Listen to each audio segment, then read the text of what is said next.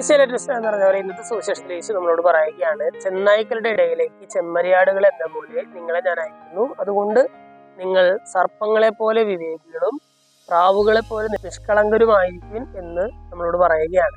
ഈ വചനം കേൾക്കുമ്പോൾ നമ്മൾ ചിന്തിക്കേണ്ടത്, ഈശോ നമ്മളെ ഒരു റിസ്ക് ഫ്രീ ആയിട്ടുള്ള ഒരു ഏരിയയിലേക്കല്ല നമ്മളെ വിട്ടിരിക്കുന്നത്. എന്ന് പറഞ്ഞാൽ സുവിശേഷം പ്രഘോഷിക്കാനാവട്ടെ അല്ലെങ്കിൽ വിശ്വാസം ജീവിക്കുന്നതിലാകട്ടെ, ഈശോ പറയുകയാണ് നിറയെ റിസ്കുകളുള്ള ഒരു മേഖലയിലേക്കാണ് നിങ്ങൾ വിടുന്നത്. നമ്മളൊന്ന് ചിന്തിച്ചു നോക്കിയാൽ, ചുമ്മാ ഒന്ന് ചിന്തിച്ചു നോക്കിയാൽ, നമ്മൾ വിശുദ്ധിയിൽ ജീവിക്കണം എന്ന് ആഗ്രഹിക്കുന്നു എന്ന് വിചാരിക്കുക, അല്ലെങ്കിൽ നല്ല വിശ്വാസത്തിൽ വളരണം എന്ന് ആഗ്രഹിക്കുന്നു എന്ന് വിചാരിക്കുക.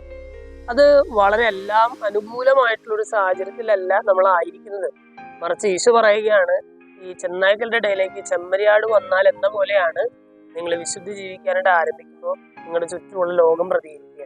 നിങ്ങൾ വിശ്വാസത്തിൽ വളരാനായിട്ട് ആഗ്രഹിക്കുമ്പോൾ നിങ്ങളുടെ ചുറ്റുമുള്ള ലോകം പ്രതികരിക്കുന്നത് ഇതുപോലെയായിരിക്കും.